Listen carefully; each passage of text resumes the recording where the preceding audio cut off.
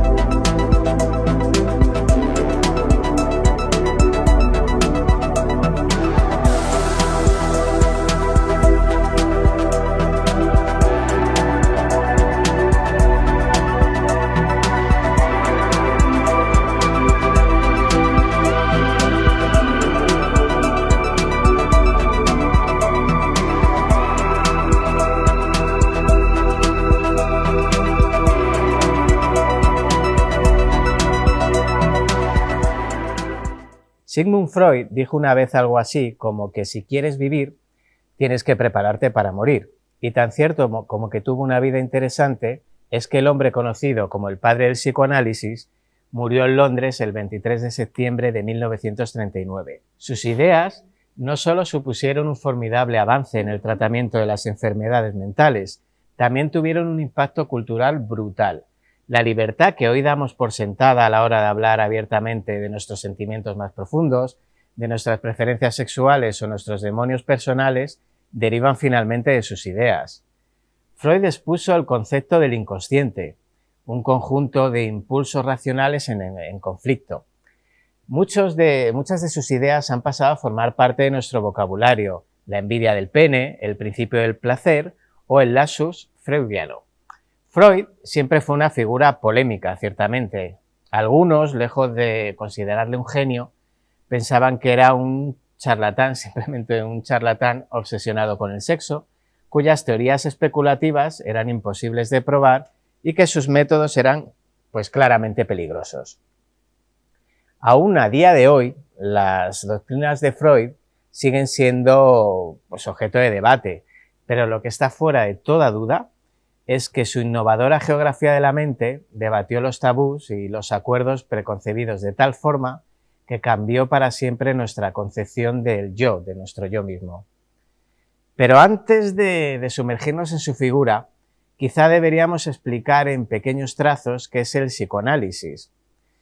Pues bien, una definición sencilla nos dice que el psicoanálisis es una teoría de análisis clínico que analiza el inconsciente de las personas para tratar de entender comportamientos, sentimientos y formas de pensar.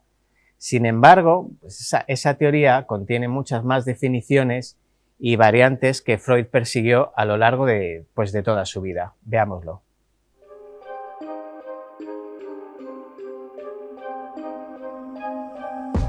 Nacido el 6 de mayo de 1856 en Freiberg, Moravia, Sigmund Freud fue el mayor de 6 hermanos. Tras varios infortunios económicos, su familia se vio obligada a trasladarse a Viena para intentar sacar a flote el negocio de lanas de su padre. A la ciudad también había llegado una cantidad inusual de inmigrantes. Así que Freud, a pesar de su condición judía, creció rodeado de una mezcla muy cosmopolita de voces y culturas. Este es el barrio judío en que se instaló la familia cuando llegó. Y eso era lo que ambicionaban los padres de Freud para su inteligentísimo primogénito. Fue el único de los 6 hermanos que tuvo una habitación propia para trabajar, y también fue el primero de la clase durante 7 años consecutivos. La esforzada entrega al estudio del joven Freud alimentó la idea de que estaba destinado a hacer grandes cosas.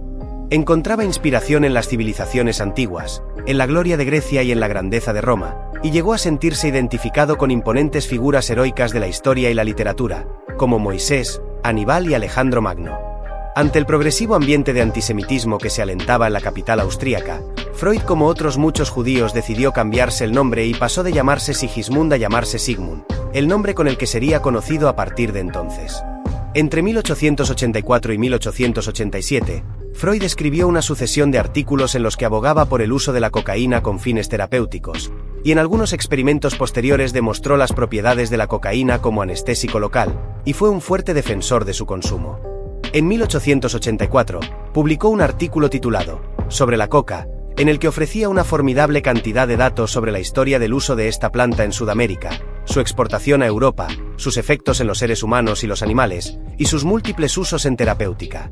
Posteriormente, el oftalmólogo austríaco Karl Koller publicó los resultados de las investigaciones de Freud, y obtuvo grandes éxitos en intervenciones oftalmológicas. En 1886, Freud se casó con Martha Bernays, y tras la publicación de unas cartas enviadas a su entonces prometida y luego esposa, se ha sabido que hizo un intento frustrado de curar con cocaína a su amigo Ernst von Fleisel-Marsow, que era adicto a la morfina. El tratamiento no tuvo efecto y solo sirvió para añadir una adicción más a las que ya sufría su amigo, el cual falleció poco después. En sus estudios le dice bastante sobrio: la tomo regularmente en muy pequeñas dosis para combatir la depresión y la mala digestión y con notable éxito. Pero, atención a esto, también le escribe a su esposa, y aquí, si parece estar bajo los efectos de la droga. Ay de ti, princesa, cuando yo llegue. Veremos quién es más fuerte. Una dulce chiquilla que no come lo necesario o un hombretón fogoso, que lleva cocaína en el cuerpo. Al principio, Freud negó que la cocaína fuera nociva y el hecho de que la promoviera tan disparatadamente menoscabó su reputación y aún más tras la muerte de su amigo. Freud consiguió dejar la cocaína, pero su interés por experimentar no menguó. Descubrió la neurología, el estudio de las enfermedades nerviosas, e hizo un movimiento muy astuto. Se trasladó al epicentro intelectual en el que se estudiaba esta ciencia incipiente. Basándose en algunos experimentos llevados a cabo por su mentor Joseph Breuer, Freud abrió una clínica para realizar sus prácticas en el campo de la neurosis y de la histeria en las que usó la hipnosis y la catarsis. Una misteriosa paciente llamada Anna, su nombre real era Berta Pappenheim, fue tratada por Breuer y Freud en aquel entonces.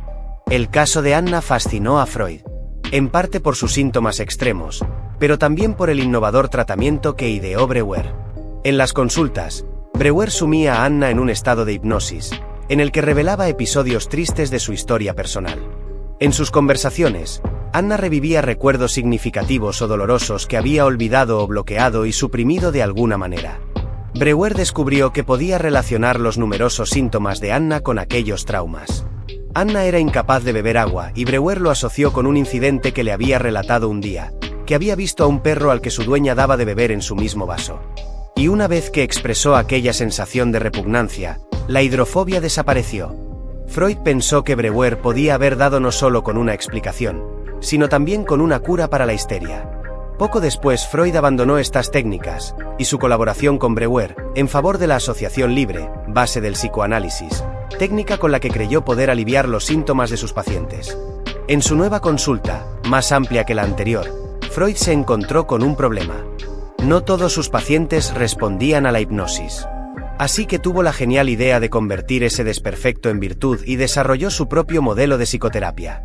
Freud pedía a sus pacientes que se tumbaran en este diván y él se sentaba aquí, a su espalda, donde no lo veían. Los animaba a que dijeran todo lo que se les pasara por la cabeza, casi como si hablaran consigo mismos. Su enfoque se centraba en explorar el inconsciente y los deseos reprimidos de los pacientes. Publicó Estudios sobre la histeria en 1895 junto a Joseph Breuer, y comenzó a formular sus teorías sobre la sexualidad y el desarrollo psicosexual. Freud enfrentó críticas por sus teorías sobre la sexualidad y el complejo de Edipo. Desarrolló conceptos como la envidia del pene y la pulsión de muerte. En 1899, Freud publicó la que se considera su obra más importante e influyente, La interpretación de los sueños, aunque la fecha oficial de publicación, sin embargo, quedó establecida en 1900. En ese libro Freud nos ofrece una visión totalmente nueva de la naturaleza humana, planteando que el inconsciente contiene los deseos internos y los impulsos irracionales reprimidos, y que es la fuente oculta de nuestras motivaciones y de lo que nos hace humanos. En 1905 se publicó 3 contribuciones a la teoría sexual, la segunda de sus obras en importancia. Tras ello, surgió un grupo de adeptos que se convertiría en el germen del futuro movimiento psicoanalítico, entre los que se encontraban Carl Jung y Wilhelm Reich. Gracias a ellos, las ideas de Freud empezaron a llegar al gran público. En 1906, Freud y Jung viajaron a Estados Unidos y comprobaron con sorpresa el entusiasmo que, mucho antes que en Europa, su pensamiento freudiano había motivado allí. En la primavera de 1908, y por invitación de Jung, Freud celebró en Salzburgo el primer congreso psicoanalítico. En 1910 se fundó en Nuremberg la Sociedad Internacional de Psicoanálisis, dirigida por Jung, quien conservó la presidencia hasta 1914. Su relación con Carl Jung se volvió tensa debido a diferencias teóricas, especialmente en la interpretación de la libido y la sexualidad. Freud obtuvo su primer reconocimiento internacional en 1909, cuando la Universidad de Clark, en Worcester, Massachusetts, le concedió el título honorífico de doctor honoris causa. Así, con la intención de divulgar el psicoanálisis en los Estados Unidos, y aprovechando las celebraciones del 20º aniversario de la fundación de la universidad que presidía el pedagogo y psicólogo Stanley Hall, Freud fue invitado a impartir varias conferencias. Pero pronto las cosas empezaron a torcerse. En octubre de 1911, Freud sufrió un importante revés cuando varios de sus seguidores se dieron de baja de la Asociación Psicoanalítica Vienesa, y la cosa empeoró cuando a ellos se unió Carl Gustav Jung en 1914. Aunque lo peor estaba por llegar. En 1923, Freud fue diagnosticado de cáncer de paladar y a consecuencia de ello, Freud tuvo que ser operado hasta en 33 ocasiones. A pesar de todo, nunca dejó de fumar, con las terribles consecuencias que esto le acarreó. Freud continuó trabajando como psicoanalista, y hasta el fin de su vida, no cesó de escribir y publicar un gran número de artículos, ensayos y libros. Con la llegada del nazismo, Freud se vio obligado a abandonar Viena en 1938. Se trasladó a Londres, donde vivió sus últimos años. A pesar de sufrir graves problemas de salud, continuó trabajando y viendo pacientes hasta su muerte en 1939. Bien, pues Freud fue el brillante creador de unas ideas que transformaron el mundo en un tiempo en el que se puso en entredicho pues toda autoridad tradicional. Sigmund Freud se cuestionó la esencia misma de lo que somos y el por qué lo somos, los motivos por los que sufrimos, nuestros miedos, pero también nuestros gustos e inclinaciones. Y en eso mismo seguimos, en esta eterna búsqueda de respuestas, pues que al parecer solo se hallan en nuestro interior. Pues hoy nos visita en el plató de Enigmas de la Historia Vidal Fernández Solano. Muy buenas, Vidal, ¿qué tal? Hola, ¿Cómo ¿qué estás? tal? Hola a todos. Pues un placer tenerte aquí y a tu obra Devorados por la montaña. Ahí en nada. Pues Devorados por la montaña es solamente el último granito de arena. Llevo ya muchos años dando patas por ahí. Este es mi 10º lanzamiento. He tenido más oportunidades ya que el platanito en las ventas. Pero bueno, la ilusión no la puede perder uno, si no nos queda las ganas de soñar y no nos queda ilusión por hacer las cosas, ya no pintamos nada en el mundo.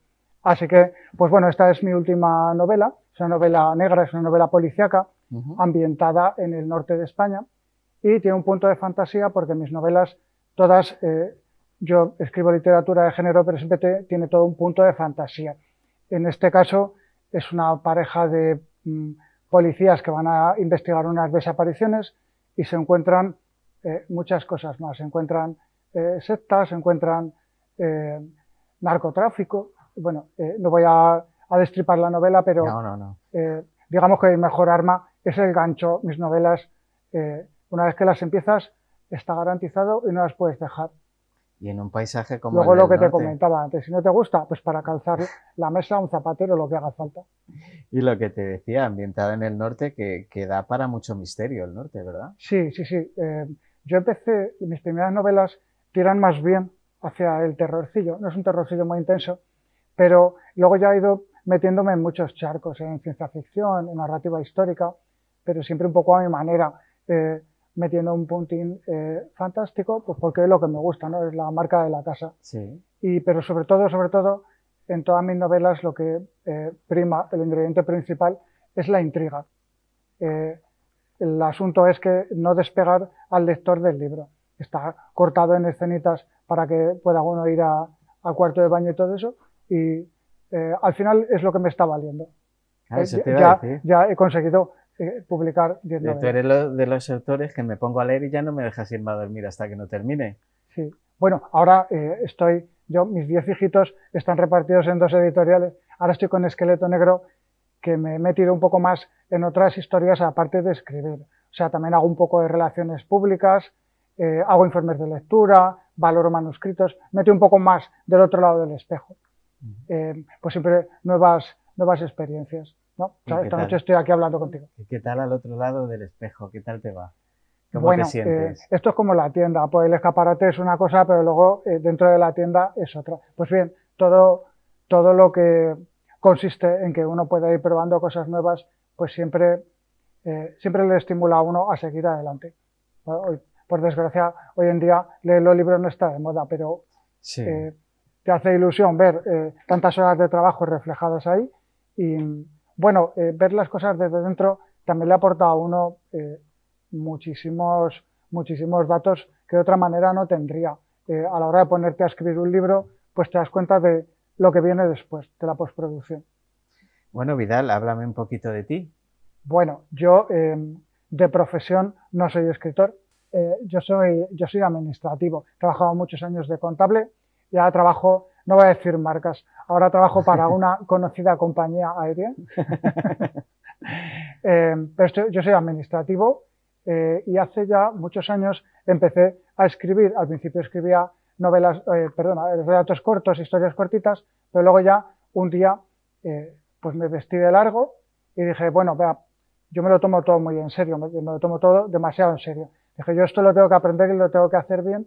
Y bueno, pues yo creo que al cabo del tiempo y de muchos traspiés y de muchos más menos, pues sí que he aprendido y metiéndome también, como te digo, hoy en día los escritores tenemos que ser un poco artistas de 360 grados. Tenemos que escribir y corregir y promocionar y muchas cosas. Entonces, pues, y me dices que es la décima este novela. Es mi 10º lanzamiento. Bueno, hasta el día de hoy hay uno en el horno. ¿Hay uno en el horno? Sí, para otoño. No paras.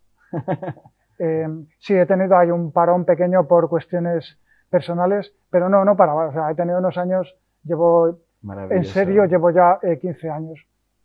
¿Y sobre qué temas van tus libros? ¿Sobre qué géneros te suelen mover? A ver, por preferencias, a mí me gustan mucho las historias de fantasmas.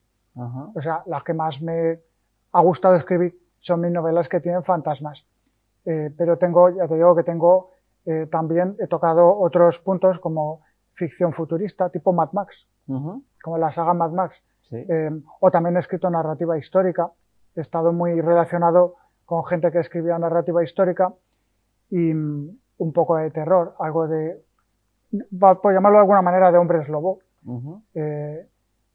Este es policíaco, nunca me había metido en ese charco y he dicho, pues bueno, pues me voy a tirar de cabeza a la piscina.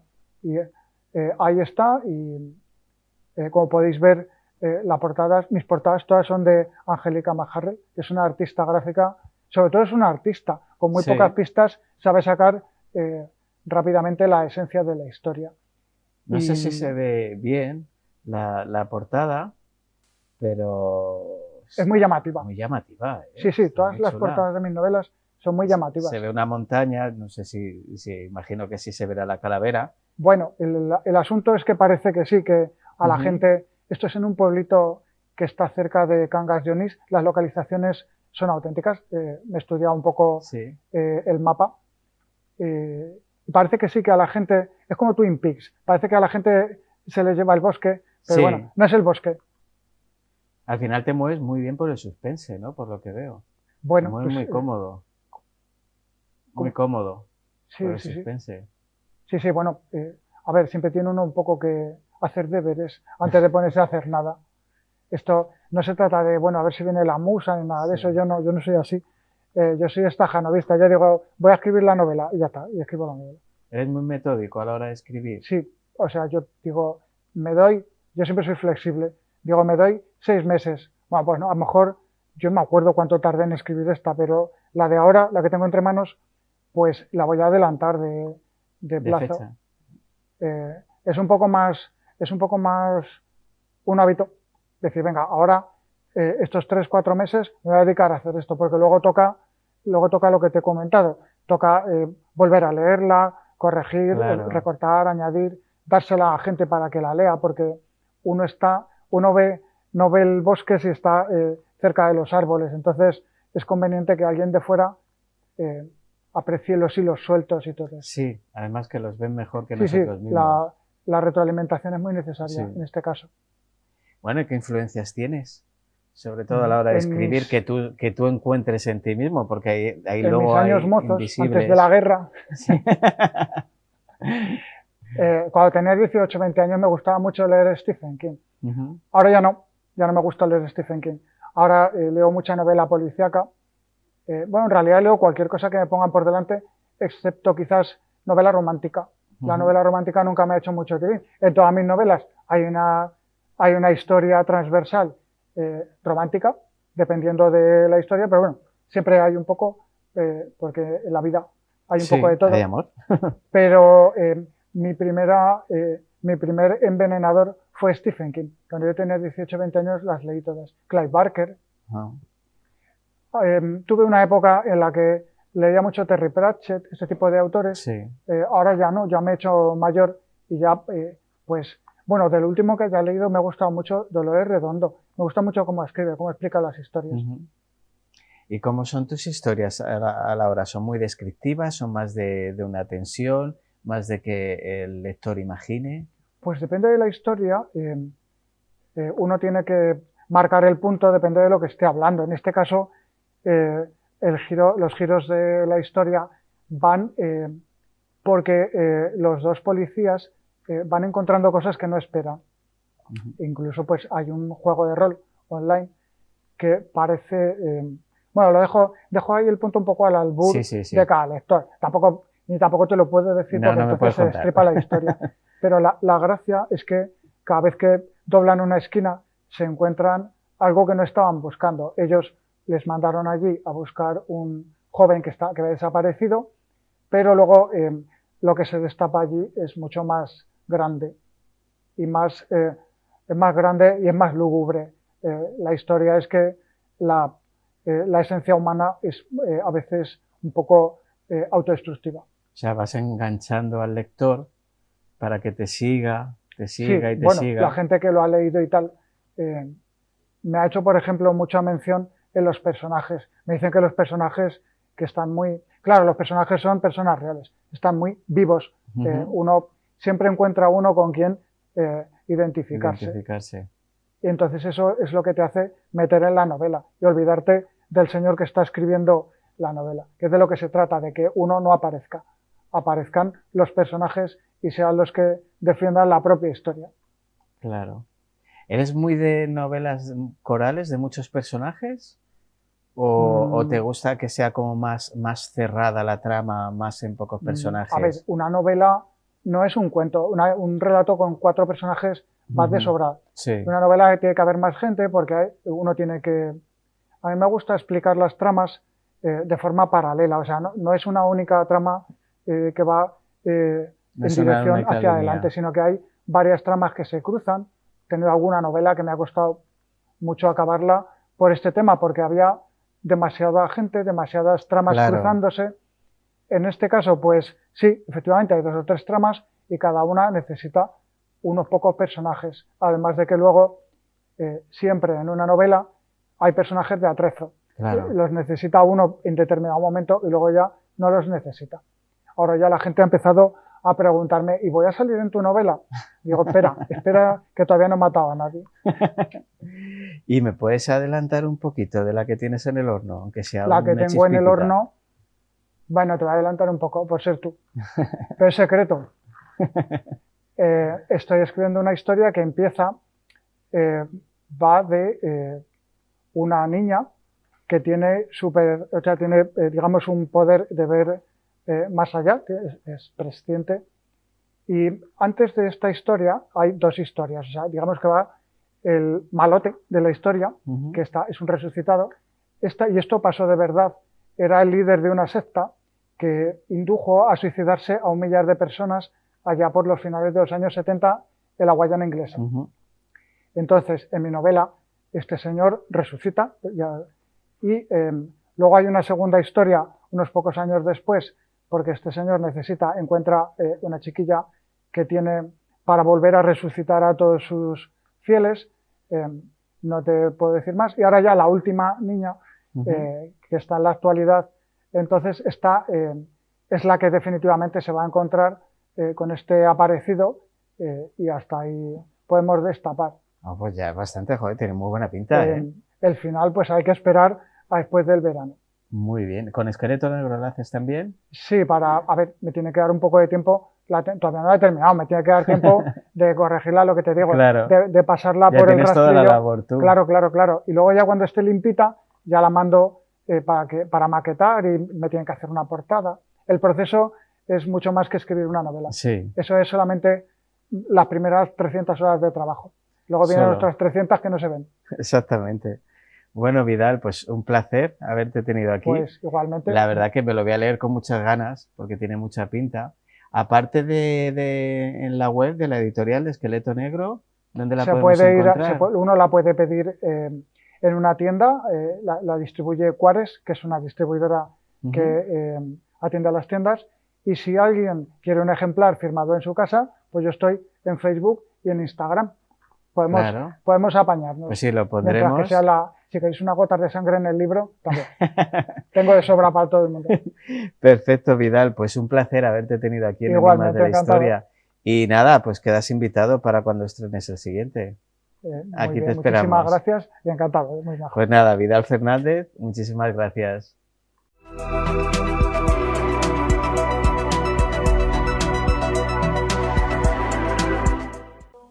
Bien, pues para terminar el programa de hoy, tenemos de nuevo a Antonio Checa y sus historias de la gente. Muy buenas. Antonio, ¿qué tal? Muy bien. Bueno, hoy vamos a retomar en parte un tema que introdujimos un poquito en una de tus últimas intervenciones, que es las nodrizas, que es una figura que existió hasta bien entrado el siglo XX. Sí, hasta la segunda mitad, efectivamente. Y dices que no ha desaparecido del todo. Correcto, no ha desaparecido del todo, se ha transformado, vamos a decirlo así. Entonces, hablamos un poco de las nodrizas cuando hablamos de los niños expósitos. Sí, eso y en todo caso, pues bueno, vamos a hablar de lo que son ahora las nodrizas a nivel general. ¿Quiénes eran las nodrizas? Eso es. Vale, pues vamos a ver, querido Roberto, tú y yo somos seres racionales, se supone, a veces. pero también somos otra cosa, somos mamíferos, ¿de acuerdo? Entonces, el ser humano es un ser mamífero que sí o sí, durante su infancia, necesita tomar leche, al menos hasta época muy, muy reciente, y tomar leche materna. Bien, pues ¿qué ocurre? Que, imagínate por favor, que viene un niño al mundo y su madre pues ha muerto durante el parto, ha muerto durante su crianza o sencillamente su madre no tiene leche. Pues desde que el mundo es mundo y desde la misma existencia de nuestra especie, pues han existido las nodrizas. Y nodrizas de auxilio, que eran aquellas mujeres que por vecindad, por amistad, por parentesco, se prestaban a dar leche, a amamantar a hijos que no eran suyos, ¿de acuerdo? Entonces, esa era la lactancia de auxilio, pues que ha existido en todo tiempo, en todo lugar, en toda comunidad humana y que siempre pues ha tenido buena prensa, porque a fin de cuentas no dejaba de ser algo que alguien hacía pues por bien de un semejante, ¿no? Pero también había otro tipo de nodrizas, que eran nodrizas que en ocasiones han sido discutidas. Y ahí estamos hablando de las nodrizas de pago, de las nodrizas que cobraban por su servicio y esas a las que vamos a dedicar el programa. Pero esto es muy antiguo, ¿no? Tan antiguo, pues prácticamente como la misma historia, porque desde los primeros textos históricos se nos habla de las nodrizas. Los tenemos en los textos mesopotámicos, los tenemos en la Biblia. Cuando a Moisés le cogen en un canastillo y le coge una princesa egipcia, no es la princesa egipcia la que le amamanta y la cría, dice, traerme a una de esas esclavas hebreas, a una de esas nodrizas. Aparecen las nodrizas pues prácticamente desde muy antiguo y aparecen incluso en la legislación castellana sobre cómo debe ser una nodriza, etcétera, etcétera. Nosotros nos vamos a encargar sobre todo de las nodrizas que han existido pues hasta el siglo XX, que eran las nodrizas de pago, mujeres que a cambio de una contraprestación económica pues criaban al hijo de otra. Y nos vamos a centrar en España, ¿no? Y nos vamos a centrar en España porque, como siempre, esta es una sección historia de la gente, casi me decir historia de la gente de España, o historia de los españoles, casi vamos a decir, o de los españoles del común. Entonces, nos vamos a centrar en la historia de España y nos vamos a traer varios casos. Puede el realizador ir sacando imágenes. Aquí tenemos pues una imagen de la Sagrada Familia que sencillamente la he traído pues para ilustrar la realidad de la que estamos hablando. Todos los aquí presentes, todos hemos sido mamíferos y de hecho lo seguimos siendo. Aquí tenemos un pequeño excurso y aquí ya tenemos lo que es la nodriza. La nodriza, tal como lo entendemos, la nodriza de pago. Esta es una imagen bastante adulcorada en la cual una dama pues ha tenido un hijo, ella no lo está amamantando y ha contratado los servicios de una nodriza de pago. Las nodrizas de pago podían bien prestar el servicio en la casa de la familia o bien podían llevarse al niño y criarlo en sus propias casas, ¿de acuerdo? Pero hablamos de gente de nivel. Gente de mucho nivel, evidentemente. Estamos hablando de gente que tenía dinero y gente que podía pagar a un niño, a una nodriza para criarlo. Este cuadro a mí me gusta muchísimo porque aunque este cuadro no sea español, sí que nos permite muy bien ilustrar el por qué se contrataba una nodriza. Bien, vamos a ver. Tú y yo hemos sido padres. Pues entonces tú y yo sabemos perfectamente que criar un niño da mucho trabajo, ¿de acuerdo? Y muchas noches sin dormir, etcétera, etcétera, etcétera. Bien, pues ¿qué ocurre? Pues generalmente las familias que tenían posibles, las familias que tenían capacidad económica, contrataban a nodrizas para que les criaran a los niños. Por distintos motivos, por distintas causas. Este cuadro a mí me gusta muchísimo porque es de un amante de Enrique IV y fíjate, la amante, en primer plano, una mujer bellísima, espectacular, la edad no pasa por ella, y al lado tienes a la nodriza, una campesina que le está criando a los niños. Y sin embargo, fíjate en la nodriza, pues que evidentemente es una mujer que se le ha echado la vida encima. Los años encima. Los años encima, efectivamente. ¿Y por qué esta particularidad? ¿Por qué teníamos estos casos en que su propia madre no quería amamantar al niño y contrataba los servicios de una mujer para que lo hiciera? Pues por varios motivos, ¿no? Hay varios motivos y aquí el refranero, como siempre, nos da muchísimas razones, ¿no? Primero, porque ya lo hemos dicho antes, que es que sencillamente criar un niño es precioso, es un momento maravilloso, pero también es un momento muy cansado. Sí. Con lo cual nos dice el refrán, criar y desmedrar todo es a la par. Mujer que cría, ni harta, ni limpia, ni bien dormida. Cada chupetón o mametón de teta, arrugón de jeta. ¿De acuerdo? Es decir, estos refranes son muy duros, muy vulgares, pero totalmente ciertos. Esta es la triste verdad. El parir embellece y el criar envejece. Esto, a ver, hay partos terriblemente duros, qué duda cabe, pero desde luego siempre ha tenido esta idea de que lo que realmente duro es la crianza, con lo cual, si podías quitártelo pagando un dinero, lo hacías. Pero había también otros motivos que no eran ya estrictamente de comodidad. Existía, por ejemplo, la creencia de que si una mujer está amamantando a un niño, no debe tener relaciones sexuales. ¿Por qué? Porque tener relaciones sexuales durante el amamantamiento del niño provocaría que la leche de la madre fuese peor, se echase a perder. No tenía ni idea. Es una creencia que hoy día ya no existe prácticamente, pero claro, un amamantamiento dura aproximadamente, puede durar entre año, año y medio, claro. 2 años. En fin, un matrimonio, 2 años. Sin consumar. Sin consumar, pues hombre, es difícil, ¿de acuerdo? Con lo cual podía darse el caso, evidentemente, de que una mujer quería amamantar ella a su hijo y el marido le decía, cariño, mira, perdona, pero... Pero no. Pero no, ¿de acuerdo? Entonces, se acudía a las nodrizas de pago. Aquí está, por ejemplo, tenemos una nodriza campesina. Las campesinas tenían muy buena fama como nodrizas y que además generalmente criaban a los niños en su casa, los llevaban al campo. Esto también tenía otra razón de ser. Las ciudades, hasta bien entrado el siglo XX, eran sitios espantosos y eran mataderos de hombres. Es decir, moría más gente de la que nacía. De tal forma que muchas veces lo que se hacía era llevar a los niños a pueblos más sanos, porque allí había más posibilidades de sobrevivir. Es gracias a eso por lo que empecé a investigar el tema de las nodrizas, porque enseguida me encontré en los pueblos en los que yo he estudiado que siempre te acababas encontrando con niños criados niños de ciudad que estaban criados en el pueblo. Este cuadro que tenemos aquí representa esa realidad, la madre visitando a la nodriza. Es un cuadro que también hay que decir que es bastante fantasioso, porque a la hora de la verdad muchas veces se entregaba el niño a la nodriza para que la nodriza lo criara y podía ocurrir perfectamente que la familia no volvía a ver el niño en 2 o 3 años hasta que estaba destetado. ¿no? O sea, algo... Sí, al final era una costumbre de la época, nos puede parecer una barbaridad, pero... Claro, eran costumbres de la época, eran costumbres así, y a lo mejor esta mujer hacía a lo mejor 1 año que no había visto a su hijo, literalmente. Y iba a ver al niño.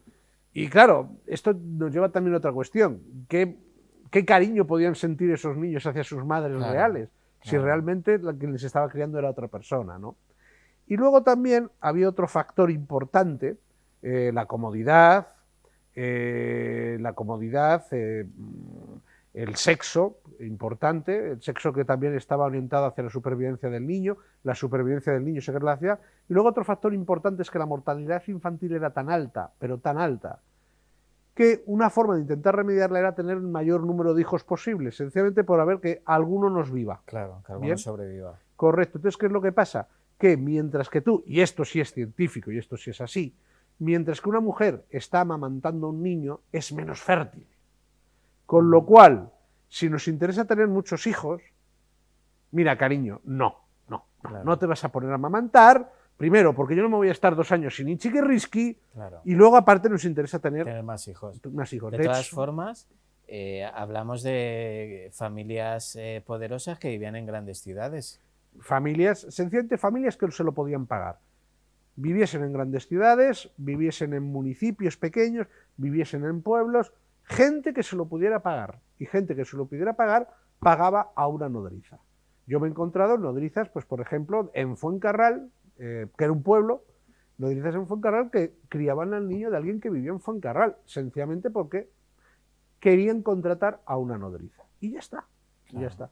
En el caso de la familia real, y aquí te enfocamos ya a algo típicamente español, prácticamente las reinas borbonas del siglo XVIII, todas tuvieron nodrizas, evidentemente, y además las que eran fértiles, pues parieron con una regularidad pasmosa.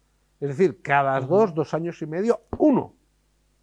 Con lo cual... Sí, si querían tener heredero... Había que tener herederos. La mortalidad que había... Efectivamente, ¿no?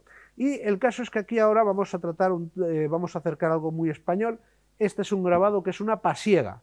Las pasiegas eran mujeres del Valle del Pas, de ahí el nombre, pasiega, pertenecen a un subgrupo étnico, un subgrupo cultural, que es un grupo de gente que se dedicaba a una ganadería de transhumancia entre el valle y la montaña, llevando las vacas del valle a la montaña. Las pasiegas muy pronto tuvieron muchísima fama como nodrizas, porque tenían una forma de vida muy sana, muy en contacto con la naturaleza, de tal forma que a partir del siglo XIX, en la Casa Real Española, ya solo contratan pasiegas. Como la Casa Real contrata pasiegas, pues ya absolutamente tener una pasiega de nodriza era una marca de estatus, de estilo, de tal. Y de hecho, fíjate tú, datos curiosos, que había mujeres que cuando iban a Madrid para colocarse como nodrizas, pues se vestían de pasiegas, aunque no eran pasiegas, pero es que era una imagen de marca que lo cual pues merecía. Y aquí tenemos pues la típica pasiega, feliz y contenta, a la cual le dan un niño para criar y que en fin, era prácticamente un trabajo añadido que tenían en ese valle y en esta comunidad. ¿Y qué llevaba a una mujer a desear tener esta ocupación? Bueno, había varios motivos. Esta mujer, por ejemplo, le tocó la lotería. Es Máxima Pedraza, que es la nodriza de Alfonso XIII. Pues esta mujer le tocó la vida. Le tocó la lotería porque conseguir que te fueses nodriza de la Casa Real te daba ya de por sí una paga para toda la vida y que jamás te iba a faltar absolutamente nada. Sencillamente, ¿por qué se colocaban las mujeres como nodriza? Pues porque era un trabajo que podían hacer y estaba bien pagado. Y además tú piensas una cosa, una nodriza tenía muchísimas ventajas. Una campesina de repente, si querían una familia de posibles tener a la nodriza en casa, pues de repente esa mujer pasaba a tener una vida totalmente regalada. Lo único que tenía que ocuparse, lo único que tenía que encargarse era de dar la teta al niño y que el niño saliera bien. Con lo cual, pues esta mujer, aquí tenemos típica nodriza paseando en el retiro con un niño, ¿de acuerdo? Y esa mujer, pues literalmente tenía muy buena suerte. Esto, lo que son las nodrizas que se colocaban en casas potentes, económicas, fuertes. Sí, claro. Otras, de las que hemos hablado anteriormente, pues se colocaban en la inclusa o en las distintas inclusas, las distintas casas expósitos, y ahí ganaban un jornal superior al que habitualmente podían ganar. Claro, sirviendo. Sirviendo, o de artesanas, o de etcétera, etcétera. Sí, porque hablamos también de gente que venía de pueblos, ¿no? Generalmente venían de pueblos. Generalmente la mujer en la ciudad podía ofrecerse como nodriza, pero no se la terminaba de contratar. ¿Por qué? Porque se daba por supuesto que la mujer campesina es más sana que la mujer de la ciudad, más saludable, etcétera. Aquí, por ejemplo, las nodrizas acababan formando parte de la familia. Esta es la familia de Isabel II.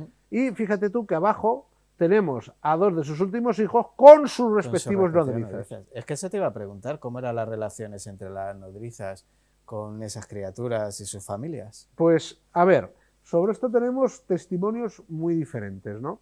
Por un lado, la nodriza, mientras que estaba criando al niño, pues se les trataba francamente bien, maravillosamente bien, pero ahora bien, y de hecho también se les trataba, que había una copla que decía: se creen las nodrizas, piensan y no piensan bien, que son señoritas y no son más que burras de alquiler. Bruta, copla muy bestia, pero que es verdad. Luego también había refranes, como por ejemplo, fíjate esta foto de esta mujer, que evidentemente está en una casa alta, y fíjate qué elegancia, qué bien cuidada, qué bien vestida, qué bien peinada está, porque claro, tú piensas que es que en el retiro las madres de la burguesía, las damas de la aristocracia, salían a pasear con su hijo y la nodriza. Entonces la nodriza también era un escaparate de la familia. Las nodrizas podían llegar a vivir francamente bien. Ahora bien, el suyo era un trabajo. Si se les retiraba la leche. Claro, es muy temporal. Claro, si se les retiraba la leche, pues directamente se las echaba y se buscaba otra nodriza. Si de repente cometían el terrible desliz de tener relaciones sexuales con alguien y que se enterase la familia, se la echaba. Que tuviese algún enfrentamiento o algo, se la echaba. No dejaba de ser una criada, aunque se la tratase puntualmente de forma distinta. También tenemos refranes que nos reflejan esto, ¿de acuerdo? Ama so desama, mientras que el niño mama. Después de mamado, no sos nada. Es un refrán muy antiguo, pero que expresa muy bien. Amamos al ama, mientras que el niño mama. Después ama olvidada. Aquí tenemos estos refranes. Entre tanto que cría, amamos al ama. Pasado el provecho, luego olvidada. Cosas así. También, muy español, ¿eh? Total, es que es así. Luego, por ejemplo, lo que hemos dicho de que al ama había que tratarla muy bien es a tal ama tal cría. Es decir, con el ama, la nodriza, no escatimes nada, porque todo, mientras que mejor esté ella, mejor va a estar tu hijo, mejor va a estar tu hija y más posibilidades tienes de que salga adelante. ¿Qué vida personal tenían estas mujeres? Porque si no podían practicar relaciones sexuales, obviamente no podían estar casadas, o si estaban casadas no lo hacían, y se reducía su fertilidad. Al revés. Fíjate tú que se elegieron las nodrizas y una de las ideas que se tenía es que a través de la leche también se transmitía la moral, de tal forma que se procuraba siempre que fuese una persona que cumpliese con los cánones morales de la época. Con lo cual, siempre, si podías elegir, querías una nodriza que estuviera casada. Claro, que no fuera soltera. Correcto, porque una soltera ha pecado. Claro. Es que sé yo, y es que te vas a fiar de ella. Claro. No, en la mentalidad de la época, ¿de acuerdo? Sí, obviamente. Entonces, ¿qué ocurre? Podía perfectamente ocurrir que una mujer se quedaba embarazada, que tenía un hijo, y podía plantearse tenía esa lactancia, o criar ella a su hijo, o buscar la posibilidad de emplearse como nodriza. Había veces que las familias aceptaban que la nodriza criara a dos niños al mismo tiempo. Esto era muy raro. Generalmente las familias que contrataban a una nodriza las querían en exclusividad. Y a tu hijo que la amamante otra. Claro, porque si da leche es que no hace mucho que parió. Claro, entonces, una de dos. O el hijo de la nodriza había muerto y intentaba aprovechar las circunstancias, decir, bueno, pues al menos tengo leche, voy a intentar rentabilizarlo. O, algo muy común, era subarrendar. Esto es una cosa que cuando lo lees la gente se queda a cuadros. Alguna vez lo he dicho en una conferencia y la gente se queda a cuadros y me dijeron, anda, pues son las primeras subcontratas de la historia. Sí. Y yo, pues sí, porque imagínate, esto además lo hacían mucho las pasiegas. Una pasiega que fuera hija y nieta de nodrizas estaba muy bien cotizada. Con lo cual, en el momento en que podía emplearse en la corte con todos sus informes, todas las tal, pues lo que hacía era dar a su hijo a que lo criase otra nodriza del pueblo que no quería salir del Valle del Paz, que no quería salir de Cantabria, y ella se venía a Madrid a criar a hijos de la aristocracia, de la realeza, de la burguesía, etcétera, etcétera. Aquí, por ejemplo, me has preguntado antes que cuáles eran las relaciones. Pues aquí este es un documento que le tengo bastante cariño, porque, ojo al dato, la mortandad infantil era terrible, ¿vale? En el siglo XVIII, que es la época que yo tengo más estudiada, un 50%. Un 50% de los niños morían antes de alcanzar los 5 años, ¿de acuerdo? Entonces, llegar al destete, llegar a la infancia y llegar a la pubertad era todo un éxito. Era un logro. Era un logro, ¿de acuerdo? ¿Qué ocurre? Que cuando eso se conseguía, pues la familia se podía poner muy contenta y el ama podía tenerse recompensas como esta. Este es de un caso de un ama de cría de Fuencarral que crió un hijo del señor duque de Uceda y señor duque de Frías, 2 veces duque.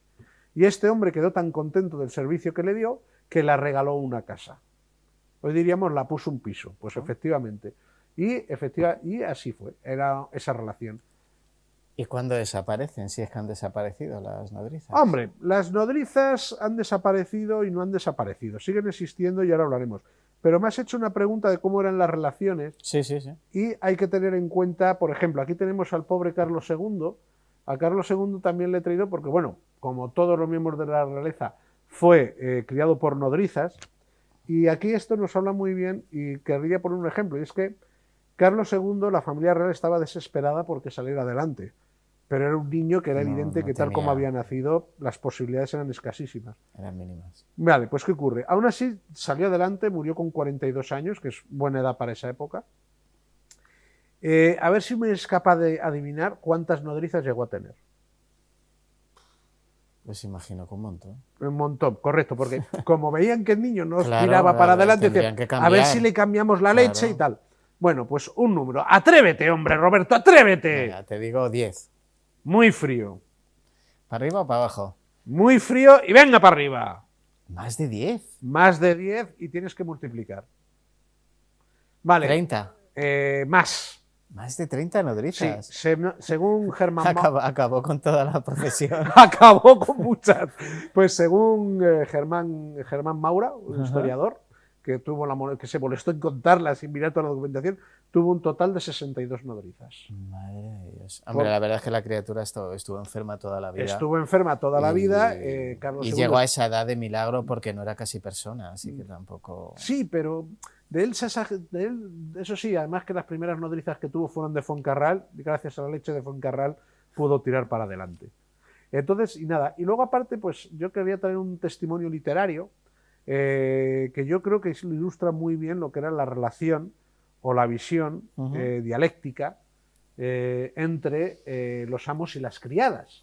Aquí ya saben nuestros queridos telespectadores que este es el libro que dediqué a la presencia de Fuencarral y las fuencarraleras en la literatura madrileña, y en un sainete ocurre una cosa, y es que va un hombre, va una familia, que la mujer está a punto de dar a luz, y van a Fuencarral a buscar a alguien que quiera criar, ¿no?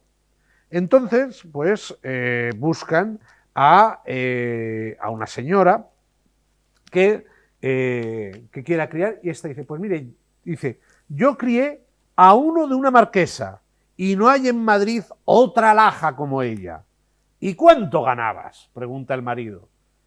Y dice la nodriza, poco. 10 pesos y una peseta, 6 libras de chocolate al mes, 3 libras y media de jabón cada semana. Y cuando iba por las ferias, Navidad, Semana Santa, Corpus y Carnestolendas, nos estábamos 2 meses, yo y una hija soltera. Este niño, mi marido, las 2 borricas, la perra y el ama de mi chiquillo con su marido y su suegra. Y qué bien que nos recibía el marqués, qué casa aquella.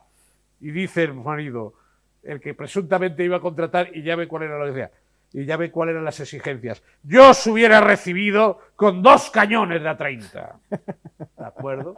En fin. Luego, esto es el AMA, pues que evidentemente supieron rentabilizar y aprovechar esta relación.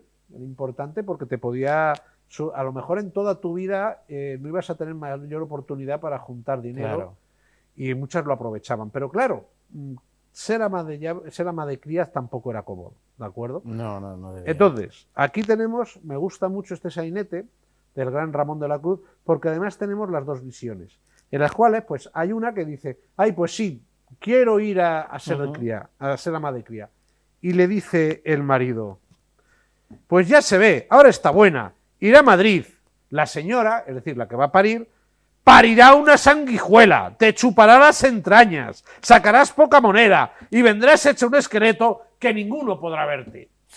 Y ella le Ahí dice, tiene las dos versiones. claro, que ella dice, mira, no te preocupes. Y aquí viene la respuesta de ese. No te preocupes, estaré hasta que yo quiera. Tomaré algo adelantado, alguna vasquilla nueva o guardapiés, la propina del padrino, lo que pueda arrebatar, y después les armaré una quimera, les encanijaré a la cría y al instante estoy de vuelta. Era, pues, lógicamente, en una relación de interés que unas veces se desenvolvía bien, otras veces se desenvolvía mal, y yo siempre insisto que una de las mayores fuentes de conocimiento histórico es la literatura. Acudamos a la literatura, que ahí tenemos muchísimas historias como esta. Mira, hablando de esto, antes de hablar de cómo desaparece o no, yo tuve una familiar que fue ama de cría. ¡Hombre! Ella venía de Galicia, llegó a Madrid a servir y terminó de ama de cría de una familia de bastante dinero, y pues crió al chico. Y el chico, ya cuando se hizo mayor y se casó, se la llevó para que cuidara a los que iban a ser sus hijos. O sea, pasó de nodriza a ser cuidadora o criadora de los muchachos. Y la verdad que tanto el crío que ella amamantó como sus hijos la trataron siempre súper bien. Yo recuerdo que venían a casa, la llamaban ama todo el rato, no la llamaban por su nombre, era el ama. Y la verdad que tuvieron una relación muy bonita siempre hasta que ella falleció. Sí. Ella ya falleció, claro, hablamos de épocas pretéritas. Y la verdad que a mí me sorprendió porque la primera vez que tú escuchas la historia lo ves con esa diferencia de clase social. Total. Que vemos siempre tanto de abajo para arriba como de arriba para abajo. Y luego ves al final que eran una familia y la querían como si fuera su abuela. Sí, pero... En este caso. Sí. No creo que todos los casos fueran tan amables. No eran todos los casos así, pero esos vínculos existían. Es bonito al final. Esos vínculos existían, incluso, a ver, nos vamos a ir muy lejos, pero en Estados Unidos, en el sur, muchas veces eran las negras las que amamantaban a los hijos de las plantaciones. Sí. Y se generaba una relación de afecto, aunque, ojo, ella nunca dejaba de ser una esclava. Claro. ¿De acuerdo? Has preguntado antes que cómo desaparecen las nodrizas. Bueno, antes de que se me olvide, lo que me estás diciendo, si la relación había sido tan buena y se quería seguir manteniendo, pasaban a ser lo que se llamaba amas secas o ama de brazos. ¿Por qué? Ama de brazos, pues que ayudaba, o ama seca, etc. Pero esos son, tu pariente era una ama seca o una ama de brazos. Ahora la llamamos cuidadora. Sí. Y luego, ¿por qué desaparecen las nodrizas? Pues las nodrizas desaparecen gracias a esto. Cuando ya a principios del siglo XX empiezan a popularizarse las leches maternas, las leches pasteurizadas. La tecnología acaba con todos los oficios. Correcto, la tecnología acaba con todos los oficios, y luego también surgen ya biberones en condiciones. Biberones han existido desde el Paleolítico, es decir, los arqueólogos han encontrado biberones. Lo que pasa es que los biberones ha habido que esperar al siglo XX para que realmente consiguiéramos biberones que tuviesen unas mínimas condiciones de higiene. Claro. De hecho, los primeros biberones que existieron, que empezaron a comercializarse, se les llamó la teta asesina. ¿Por qué? Porque los críos se pillaban, no se limpiaban bien, no tal, etcétera, etcétera, y los niños pillaban unas enfermedades terribles. Entonces, actualmente, ¿cuándo empiezan a desaparecer? Prácticamente podemos decir que ya en los años 30 ya empieza a ser muy raro. En los años 40 ya el ama de cría ya prácticamente ha desaparecido. El ama de cría en casa particular, seguirá existiendo el ama de cría de expósitos, etcétera, etcétera. Ya en los 50 han desaparecido prácticamente, porque ya es muy difícil tener el dinero como para mantener a alguien 3 años, Claro. porque es que estamos hablando de mantener a alguien 2 años en tu casa o en su casa. Luego también con las leches maternas, pues ya realmente tampoco eran necesarias, y desaparecen, pero ojo, sigue existiendo una cosa que son las cuidadoras, que son las niñeras. Ahora se ha puesto de moda llamarles baby sisters o au pair, cuando realmente la última son... no la conocía yo. No, El au último pair, término no lo lo conocía conocías. yo. Pues se llama también au pair. Y el caso es que son, y además, si te paseas por cualquier barrio rico de Madrid, a eso de un domingo por la mañana, te encuentras a niños de 3 años jugando pues con una cuidadora, con una tal. Sí. Sigue existiendo. A mí es una cosa que me da bastante pena, porque yo pues, cuando veo a críos de 3 años jugando con personas que probablemente hasta les quieren y les tengan cariño, pero que no son sus padres. Claro. Yo siempre recuerdo una frase de Carlos Barral, el escritor Carlos Barral, que dijo: pero yo cómo voy a tener complejo de Edipo de mi madre. Mi madre era una señora que yo apenas la vi en mi vida. Claro. La veía en momentos puntuales. Aquí quien de verdad me crió fue mi tata. Claro. Y es con la cual tenía afecto. Entonces, las niñeras siguen existiendo, y también aprovecho para decir que existe una institución todavía, que si alguna de espectadora quiere colaborar y está en condiciones de colaborar puede hacerlo, que son los bancos de leche en los hospitales, Sí. en los cuales pues tú sencillamente puedes acercarte y donar sangre materna, que sin lugar a dudas es la mejor. Pues sí. Bueno, pues ya nos despedimos el programa por hoy. Mientras estábamos hablando me estaba acordando de un episodio del Ministerio del Tiempo que está dedicado a Goya. Ese episodio en No el lo he que bueno, a mí es una serie espectacular. Solo que me vi encanta. la primera temporada y no veas tú la rabia Pues, que me da haberme perdido la segunda. Pues yo se lo recomiendo a todo el mundo perdón, que la vea. Y pues en el episodio de Goya, pues que acuchillan a la maja desnuda y tienen que ir a verlo y tal. Sale la Junta de Damas, Sí. sale la Junta de Damas, que lo comentamos Sí. en programas anteriores, y entonces tienen el problema de amamantar a las criaturas, y pues uno de los agentes del Ministerio del Tiempo le da un plano de un biberón. Le dice: toma, con esto seguramente podrás ayudar. Ya sé que es una bestialidad, ¿no? Sí. Pero la verdad que me ha venido a la cabeza y me ha recordado un momento simpático ese episodio de la calamidad que tuvieron que pasar esas criaturas, esas nodrizas en aquellos tiempos. Y pues nada, ya nos vamos por hoy, que nos quedamos sin tiempo. Muchas gracias a ustedes por acompañarnos una semana más. Disfruten de estos 7 días y nada, nos vemos muy prontito con más enigmas de la historia. Muchas gracias. Bueno, voy a interrumpir Enigmas de la Historia, mi programa, porque nos han dejado aquí esta variedad de quesos fantástica de Señorío de Monasterio en Badajoz. Son quesos de autor, quesos artesanos, son todos de cabra y tienen una variedad fantástica. Este, por ejemplo, es con pimentón dulce, hay uno con jamón ibérico, lo tenéis también con vino dulce, una maravilla, todos quesos pasteurizados, ¿vale? Ahora que hay mucho problema con los quesos artesanos y no son pasteurizados, este es pasteurizado. Y encima cuidan el medio ambiente. Como veis, las cortezas son naturales, no llevan nada de parafina ni nada por el estilo, con lo cual son muchísimo más saludables. Así que yo os recomiendo cualquiera de la variedad que tenemos aquí. De hecho, he interrumpido el programa y lo voy a seguir interrumpiendo porque me voy a poner a probarlos todos. Ya les digo, Señorío de Monasterio, quesos de autor de Badajoz.